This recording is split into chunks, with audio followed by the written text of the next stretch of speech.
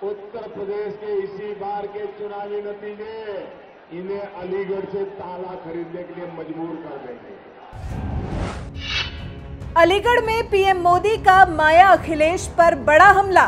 जो 40 सीट पर चुनाव नहीं लड़ते वो भी पीएम बनना चाहते हैं। पहले चरण के बाद गठबंधन हार रहा है।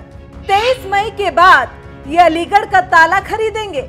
लोकसभा चुनाव में कांग्रेस हो या बीजेपी, दोनों पार्टियां धुआंधार प्रदर्शन कर रही हैं और पूरे देश में जा जाकर जनता से कनेक्ट होने की कोशिश कर रही हैं और लोगों से कनेक्ट होने के लिए रोड शो भी कर रही हैं और जनता के सामने अपनी बात भी रख रही हैं।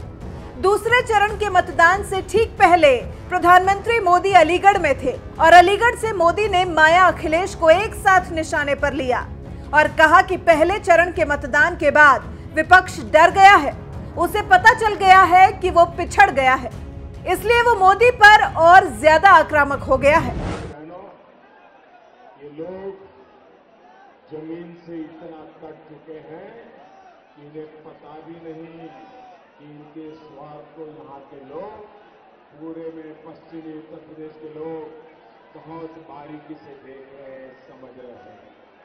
साथियों, जिस उत्तर प्रदेश में चाय की दुकान पर सरकारें बनती हो, गिर जाती हो, उसे समझने में समाजवादी पार्टी और बहुजन समाज पार्टी भूल कर गए।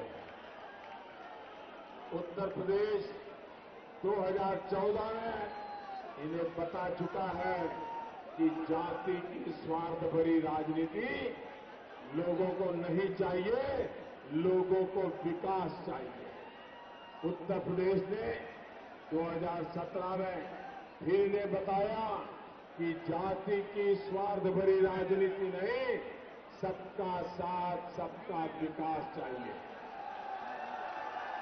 इस बात का पता तो सपा बसपा दोनों को ही, लेकिन वे सच्चाई स्वीकारना नहीं चाहते। अगर सच्चाई ही स्वीकार कर ली हो तो इनकी दुकान पर ताला नहीं लग जाएगा। और भाइयों बहनों, मोदी यही नहीं रुके और आगे सपा पर हमला करते हुए कहा कि कुछ लोगों को राजनीति बदलनी थी, लेकिन उन्होंने भी अपना नारा बना लिया है। सबसे पहले परिवार और रिश्तेदार। अपने स्वार्थ के लिए ये लोग पश्चिमी यूपी के लोगों की दुख तकलीफें नहीं देखते और सिर्फ अपने बारे में सोचते हैं। अलीगढ़ में सपा की क्लास लगाने के बाद जनता के सामने मोदी ने माया की क्लास लगाई और कहा कि जो 40 सीट पर चुनाव नहीं लड़ते वो भी पीएम बनने का सपना देख रहे हैं। अलीगढ़ से ताला खरीदने के लिए मजबूर कर देंगे।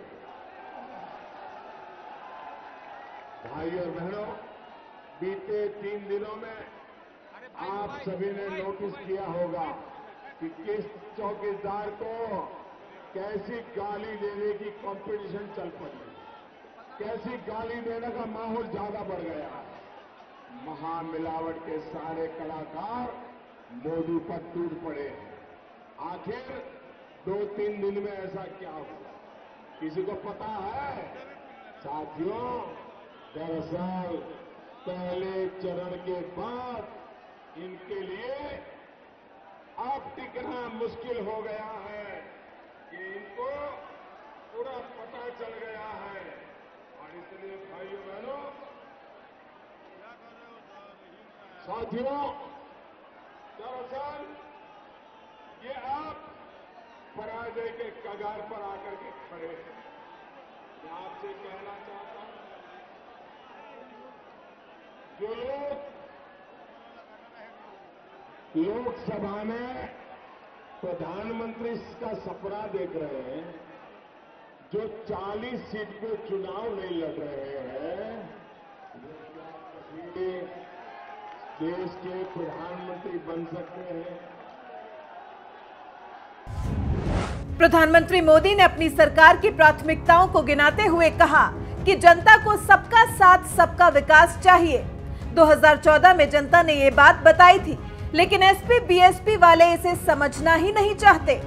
जनता से रूबरू प्रधानमंत्री मोदी यही नहीं रुके और आगे सवाल किया कि क्यों दुनिया में चेन्नई, बेंगलुरु, मुंबई और अहमदाबाद की चर्चा होती है लेकिन यूपी की चर्चा नहीं होती, क्योंकि यूपी की जातिवादी राजनीति ने देश और दुनिया में यूपी का स्थान नहीं बनने दिया। मैं यूपी की समाज व्यवस्था और अर्थव्यवस्था को सबसे आगे ले जाना चाहता हूँ। जो भी हो, अब जनता की बारी है कि वो क्या करती है और ये पता चलेगा 23 मई को कि जनता ने किसे आशीर्वाद दिया और किसे नकार दिया।